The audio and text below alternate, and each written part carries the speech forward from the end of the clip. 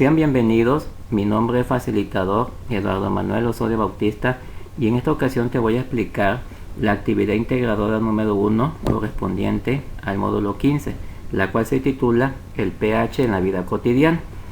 Voy a comenzar leyendo las indicaciones de la actividad y posteriormente te voy a ir explicando paso a paso cada una de las partes que vas a realizar de esta práctica. Como viste en los recursos de esta semana, el pH es el potencial de hidrógeno que contiene una disolución.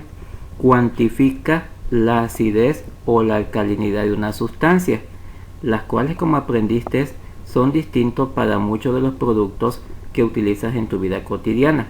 En esta actividad realizarás un indicador ácido-base casero hecho con colmodal y con el que identificarás el pH de 8 sustancias diferentes. ¿Cuál es el propósito de esta actividad? Con esta actividad reforzarás el conocimiento sobre el pH, el uso de indicadores para medir las teorías que giran en torno a su aplicación. ¿Qué necesito conocer? Necesitamos conocer la diferencia de los ácidos y bases de uso cotidiano. También necesitamos entender la relevancia del pH en nuestra vida. Necesitamos conocer los modelos de Arrhenius y de Bronsted-Lowry. Y finalmente comprender la relación entre ionización con ácidos y bases. Todo esto que menciona aquí lo vamos a ver de forma amplia conforme vayamos avanzando en la explicación de esta actividad integradora. ¿Qué vas a entregar? Vas a entregar un documento en un procesador de texto, que en este caso es Word, en el cual vas a realizar un reporte de la actividad con evidencia. Cuando nos hablan de evidencia, tenemos que tomar fotos de los experimentos realizados. ¿Cómo lo realizaré? Para realizar esta actividad es necesario primero tener a la mano las sustancias que vemos en pantalla.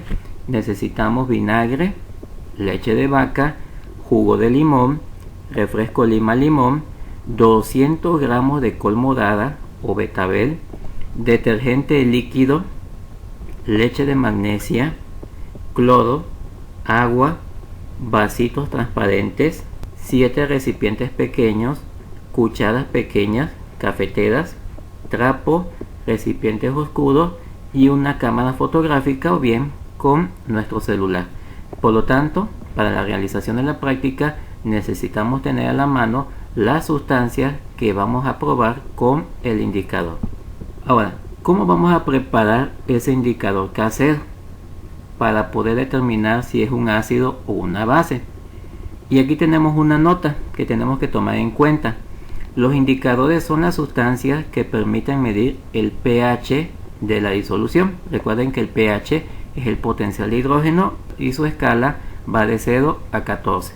Toma en cuenta que la preparación de los indicadores es de aproximadamente 2 horas. Esto es muy importante y tenemos que considerarlo. Y aquí tenemos el procedimiento para la preparación del indicador. El inciso A: cortar los 200 gramos de col morada en pedazos pequeños y colocarlos dentro de un recipiente.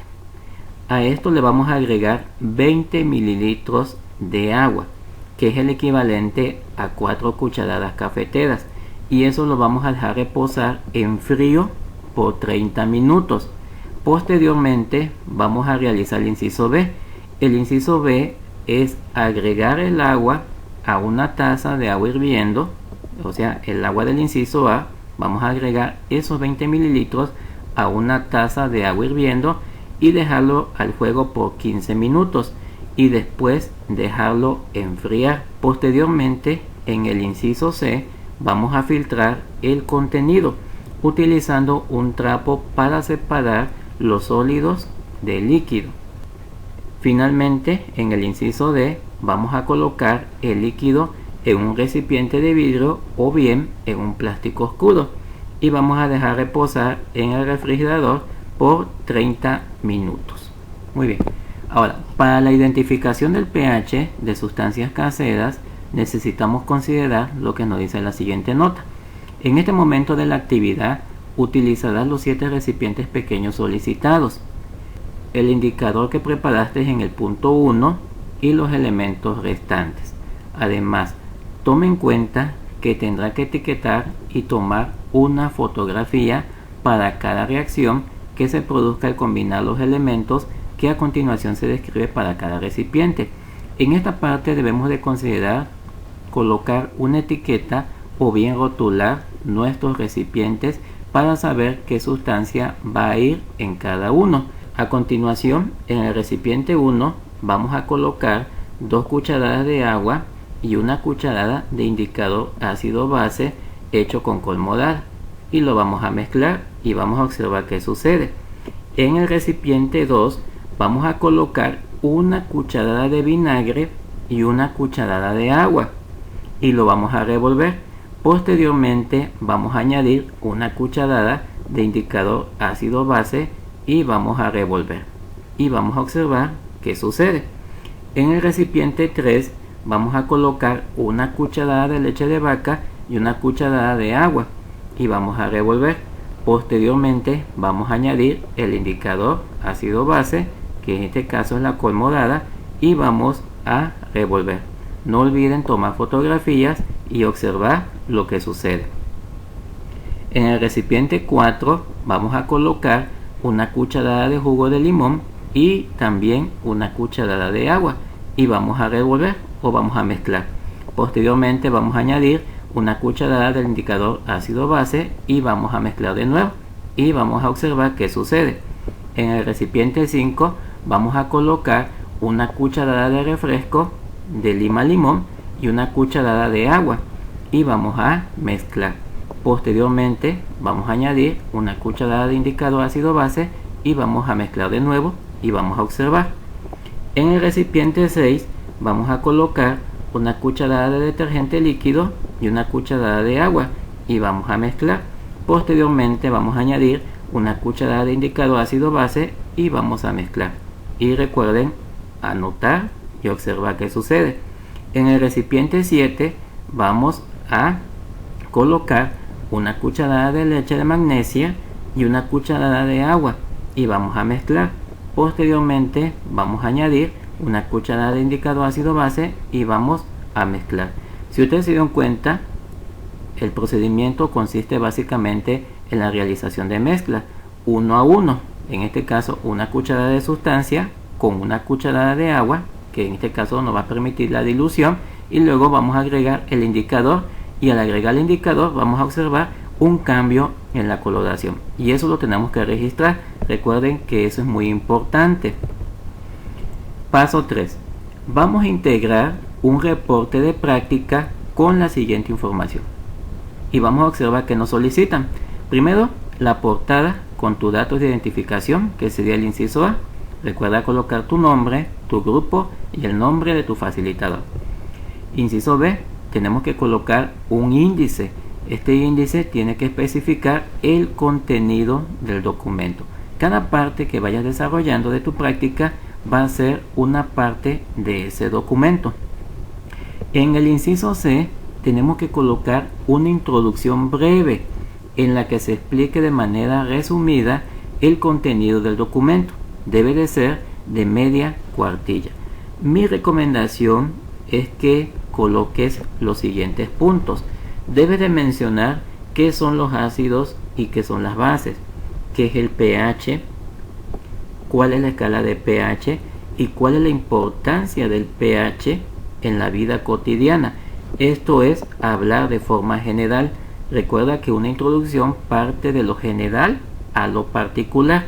Y finalmente debes de mencionar el contenido del experimento realizado para identificar el pH de diferentes sustancias. En este caso, lo que vas a realizar y que viene siendo lo particular. Les vuelvo a comentar que una introducción va de lo general a lo particular. Ahora, tenemos el inciso D, que es el cuerpo del informe. En el cuerpo del informe, tú vas a explicar qué son los ácidos, qué son las bases, qué es el pH y su relación con el modelo de Bronsted-Lowry y el modelo de Arrhenius. Y esto debe de ser en media cuartilla. A continuación te voy a explicar de manera breve, pero también de manera clara, cada uno de estos puntos.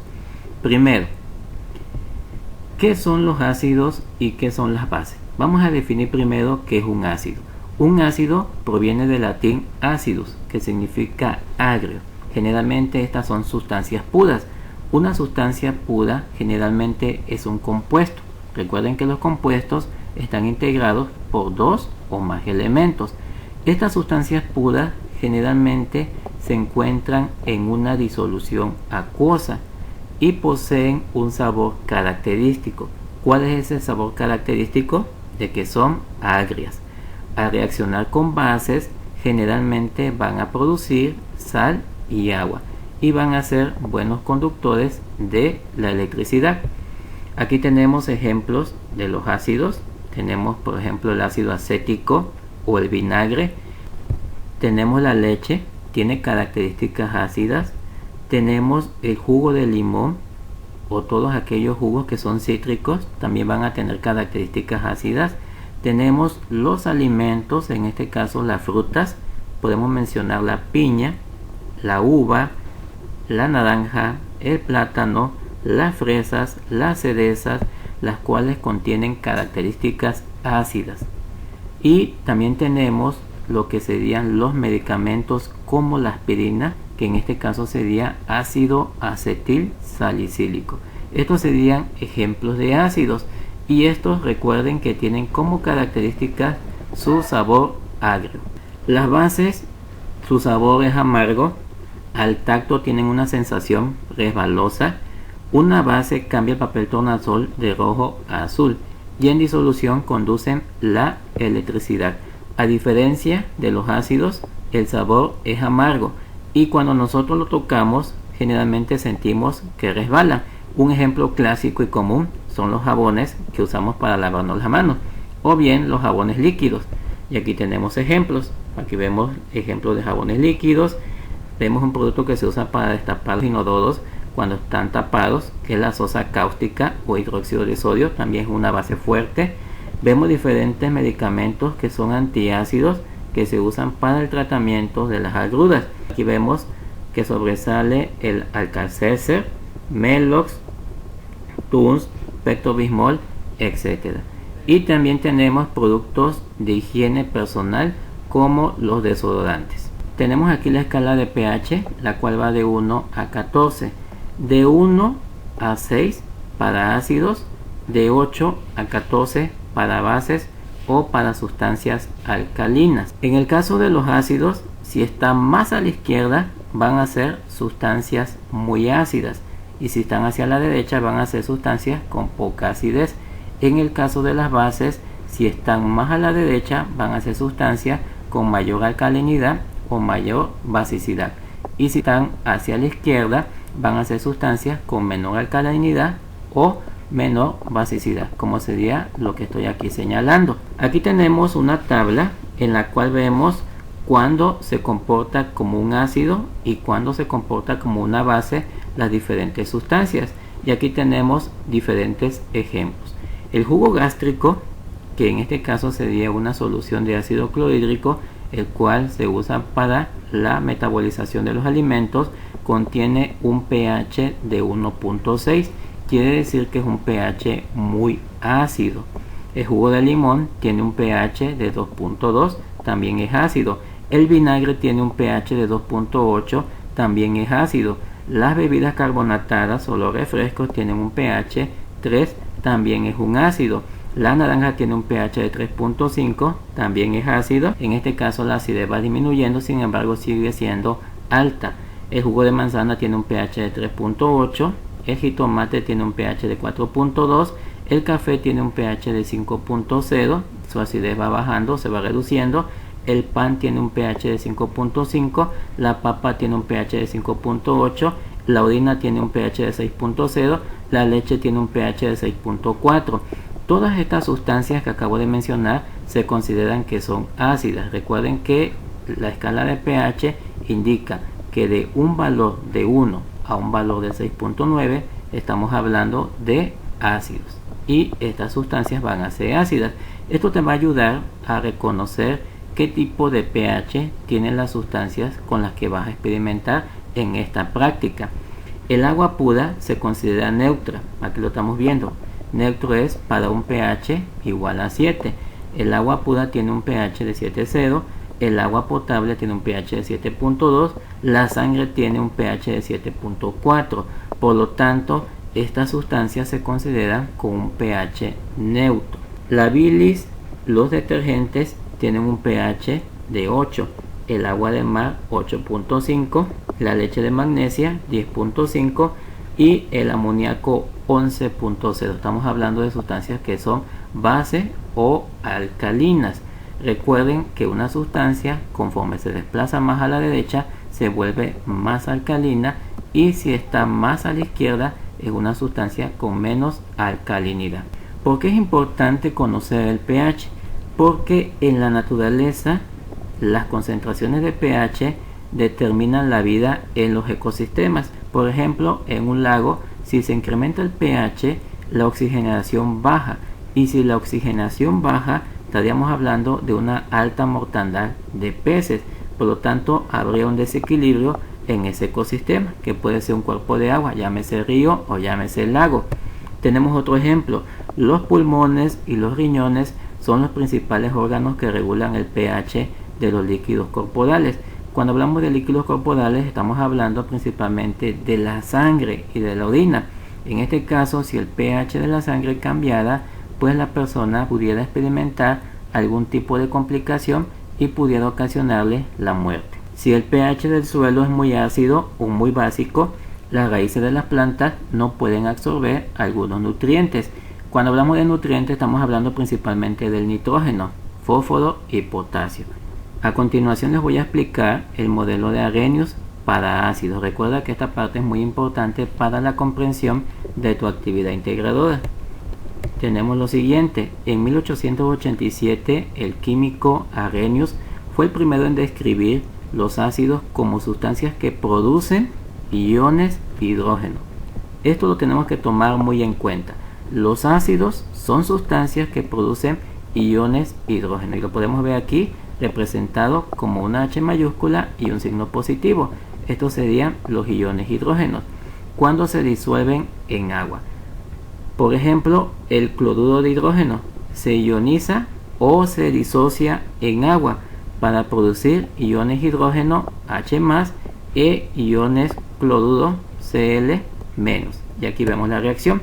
Aquí estamos viendo la reacción del cloruro de hidrógeno o del ácido clorhídrico en presencia de agua, y estamos viendo que cuando ocurre la reacción se separa el hidrógeno del cloruro de hidrógeno, se separa en iones hidrógeno positivos en medio acuoso y iones cloro negativo en medio acuoso. Por lo tanto, Arrhenius nos decía que los ácidos van a producir hidrógeno, y lo estamos viendo aquí claramente. Aquí estamos viendo que este compuesto llamado cloro de hidrógeno se está separando para producir iones hidrógeno e iones cloro. Los iones hidrógeno le van a dar a los ácidos un sabor agrio, van a cambiar el papel tornasol de azul a rojo y van a corroer algunos metales. De acuerdo con la teoría de Arrhenius, las bases son compuestos iónicos que se disocian. La disociación es la separación de un compuesto en sus iones. Esta disociación va a ser en cationes y va a ser en iones hidroxilo, representados como OH- cuando se disuelven en agua. Y aquí tenemos el hidróxido de sodio. ¿Cómo sé que es hidróxido de sodio? Porque tiene OH. Lo que vemos aquí en azul significa hidróxido.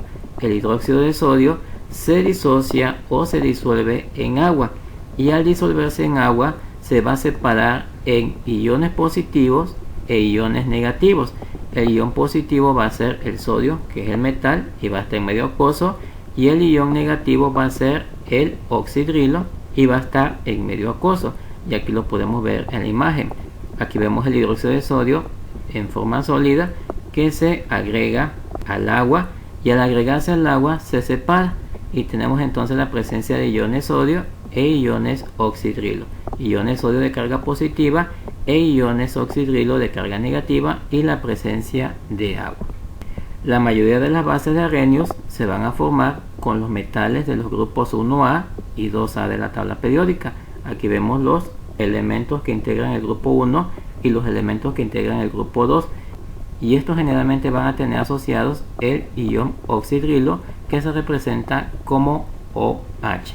Entonces, para que nos quede claro, la teoría de Arrhenius es una teoría que nos habla de la disociación, es decir, de la separación de los iones, y vamos a tener dos tipos de iones: los iones con carga positiva, que se van a llamar cationes, y los iones con carga negativa, que se van a llamar aniones. Los ácidos van a producir iones hidrógeno y las bases van a producir iones oxidrilo. Esa es la diferencia de un ácido y una base de Arrhenius. Posteriormente tenemos el modelo de Bronsted-Lowry. Este modelo se formuló en 1923 y ellos ampliaron la definición de ácidos y bases y concluyeron que las bases que no contienen iones oxidrilos presentan las siguientes características. Un ácido de Bronsted-Lowry es una sustancia que dona iones hidrógeno, y una base de Bronsted-Lowry es una sustancia que acepta iones hidrógeno. Y para que lo puedas comprender de una manera sencilla, vemos el siguiente ejemplo. Aquí estamos viendo el cloruro de hidrógeno, también conocido como ácido clorhídrico, que reacciona con el agua. El cloruro de hidrógeno va a actuar como ácido. En química, todas las sustancias que contienen el hidrógeno se van a catalogar como ácidos, por lo tanto aquí vamos a tener un ácido, y el agua va a actuar como una base. Por lo tanto, el hidrógeno va a ceder este ion al agua, y al cederlo se va a transformar en ion hidronio, y eso es debido a que este hidrógeno del ácido se transfiere al agua. Por lo tanto, aquí vamos a poner H3O más, y el cloro va a quedar prácticamente solo. ¿Por qué? Porque el hidrógeno que acompañaba el cloro prácticamente se donó al agua. Por lo tanto, un ácido de Bronsted-Lowry es una sustancia que dona. Aquí lo estamos viendo claramente. El cloro queda solo. Aquí cloro queda solo porque este hidrógeno que formaba el ácido lo donó al agua. Y la base es una sustancia que acepta. Esta es la base y aceptó el hidrógeno para transformarse en ion hidrógeno. Este sería entonces el modelo de Bronsted-Lowry. Ahora, en términos generales y para resumir lo anterior, las características de un ácido y una base serían las siguientes. De acuerdo a Arrhenius, un ácido va a producir iones hidrógeno y una base va a producir iones oxidrilo, OH negativo. De acuerdo al modelo de Bronsted-Lowry, un ácido va a donar iones hidrógeno y una base va a aceptar iones hidrógeno. Los ácidos generalmente van a formar electrolitos. Un electrolito es una sustancia que puede conducir la corriente eléctrica. Las bases también van a tender a formar electrolitos. Los ácidos van a tener un sabor agrio, las bases van a tener un sabor amargo. Los ácidos pueden picar, y por ejemplo cuando nosotros usamos el ácido muriático y de repente no tenemos cuidado, sentimos que nos causa comezón. Por lo tanto, al tacto los ácidos pueden picar y las bases van a ser resbalosas, en este caso los jabones. Los ácidos van a convertir el papel tornasol a rojo y las bases van a convertir el papel tornasol a azul. Otra característica sería convierte la fenolftaleína. La fenolftaleína es un indicador. Cuando este se agrega a una sustancia ácida no vemos un cambio de color, por lo tanto queda incoloro.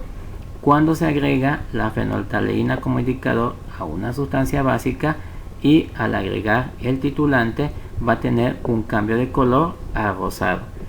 Generalmente los ácidos van a neutralizarse con las bases y las bases se van a neutralizar con los ácidos. Esas serían entonces las características de los ácidos y las bases. Continuando con tu informe, vamos a tener el objetivo de la práctica. El objetivo de la práctica debe de estar integrado por los siguientes elementos, y eso es muy importante cuando se redactan objetivos. Debe de contener un verbo en infinitivo, debe de contener qué, para qué y mediante qué. El verbo en infinitivo generalmente va a tener una terminación ar, o ir. El qué es el que se va a hacer. El para qué se va a hacer.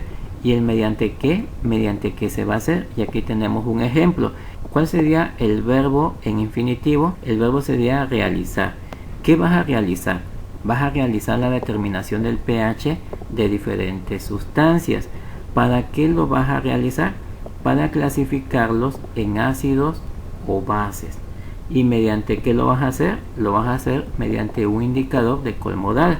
Por lo tanto, un ejemplo de un objetivo sería realizar la determinación del pH de diferentes sustancias para clasificarlas en ácidos o bases mediante un indicador de colmodal. Posteriormente vas a realizar el listado del material.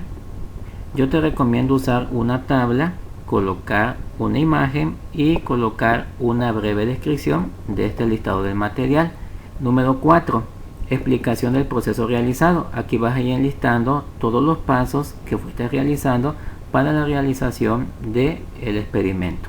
No olvides tomar las evidencias o las fotografías de lo realizado. A continuación tenemos la parte 6, en la cual vamos a dar respuesta a las siguientes preguntas.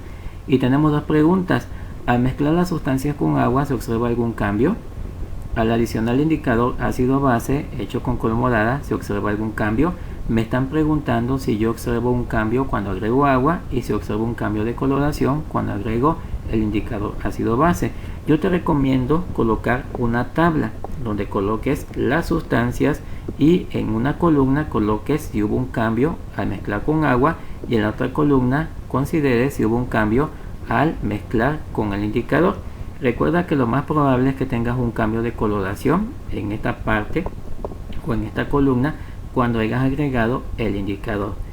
Esto es muy importante porque corresponde a los resultados. Por lo tanto, esta parte debe de ser bien documentada y debe de haber evidencia.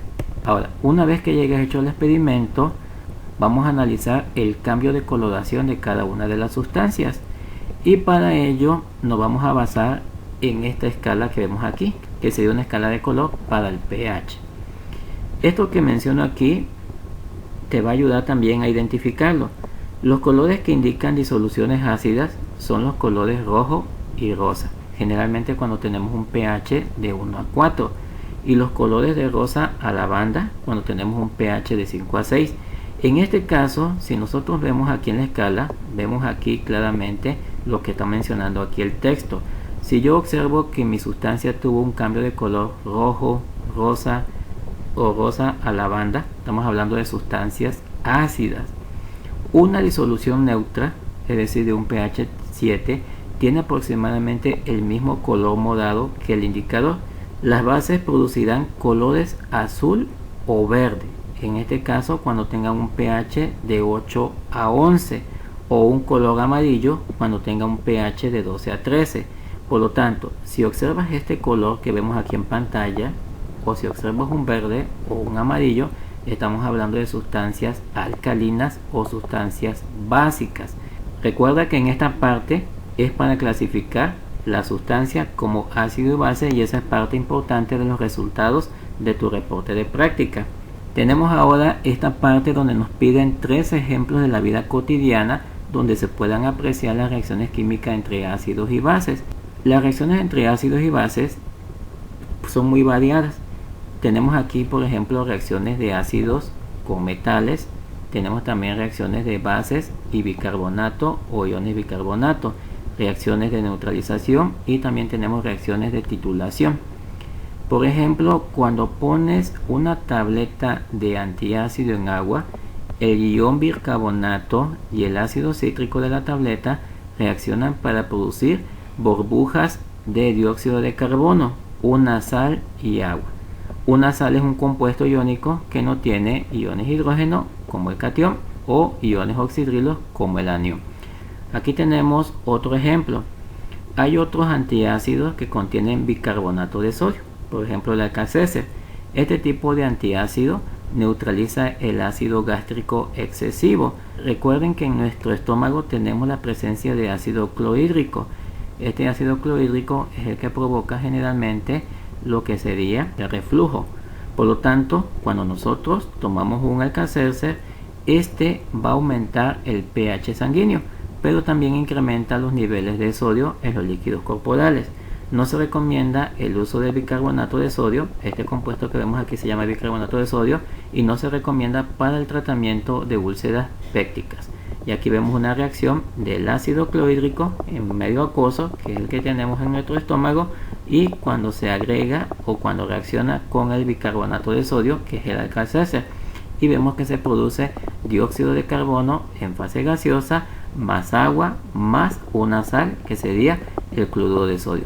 Y esta sal es la que nos dice aquí que va a incrementar los niveles de sodio en líquidos corporales. Luego tenemos otro ejemplo. La lluvia es un poco ácida, con un pH que va a alrededor de 5.6. En la atmósfera, el dióxido de carbono, que es el que tenemos aquí, se combina con el agua para formar ácido carbónico.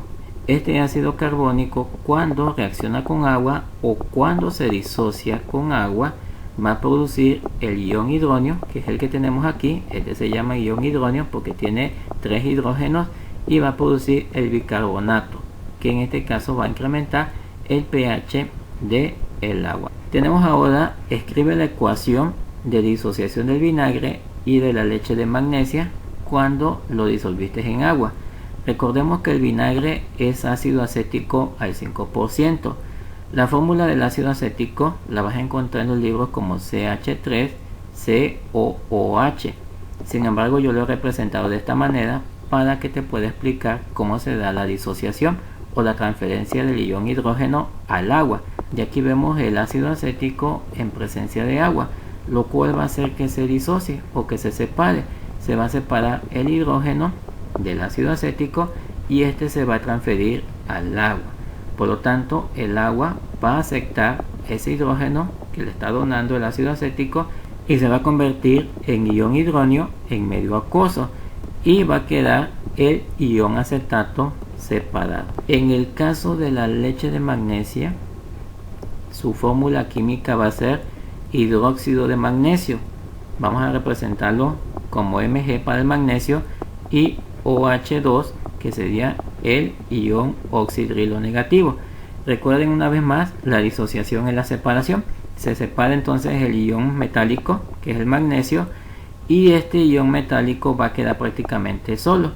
El ion oxidrilo se va a unir al agua y vamos a tener entonces como producto de la reacción el ion magnesio con su carga más 2, porque está en el grupo 2A, y vamos a tener 2 moles o 2 moléculas de ion oxidrilo, porque recuerden que este ion se va a unir al agua, y eso es lo que vamos a tener como reacción.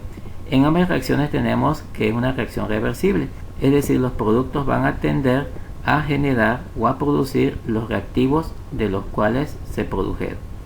Y finalmente una conclusión de 8 o 10 renglones en la que menciona la importancia de identificar el pH de las sustancias utilizadas en la vida cotidiana. Para ello te pido que revises lo comentado al inicio de la presentación en el marco teórico, y aquí podemos nosotros concluir con 3 párrafos.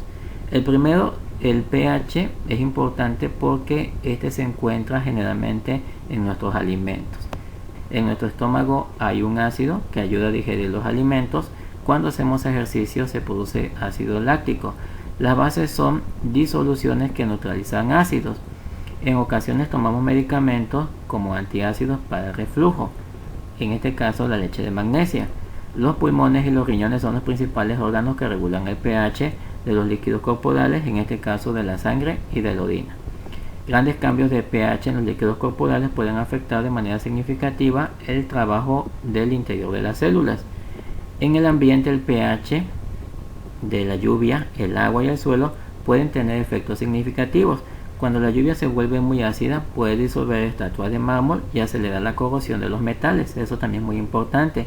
En lagos y estanques, la acidez del agua puede afectar la capacidad de los peces para sobrevivir.